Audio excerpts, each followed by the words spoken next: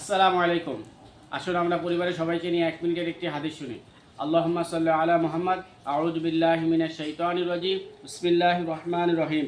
হযরত আবু হুরায়রা রাদিয়াল্লাহু তাআলা আনহু বলেন, রাসূলুল্লাহ সাল্লাল্লাহু আলাইহি ওয়াসাল্লাম ইরশাদ করিয়াছেন, যখন কোনো বান্দা অন্তরে ইখলাসের সহিত লা ইলাহা ইল্লাল্লাহ বলে, তখন এই কালেমার জন্য নিশ্চিত রূপে আসমানের দরজাসমূহ খুলিয়া দেওয়া হয়।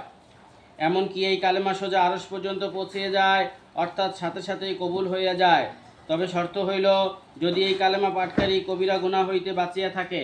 তিরমিজি শরীফ থেকে বর্ণিত হাদিসটি।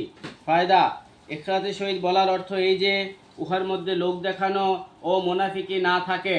কবিরা গুনাহসমূহ হইতে বাঁচিয়া থাকার শর্ত লাগানো হইয়াছে। আর যদি তাড়াতাড়ি কবুল হওয়ার জন্য কবিরা গুনাহ সহিত পাঠ করা হয়, তবুও লাভ হইতে সওয়াব হইতে খালি হইবে না। মিরকাত। আল্লাহ তাআলা আমাদেরকে ইখলাসের সহিত কবিরা গুনাহ হইতে বাঁচিয়ে থাকার তৌফিক দান করে এবং ইখলাসের সহিত কালেমা শরীফ পাঠ করার তৌফিক দান করে। আসুন আমরা সৎ কাজে আদেশ ও অসৎ কাজে নিষেধ করি এবং কালামুল্লাহ থেকে একটি আয়াত হলেও প্রতিদিন তেলাওয়াত করি। আসসালামু আলাইকুম।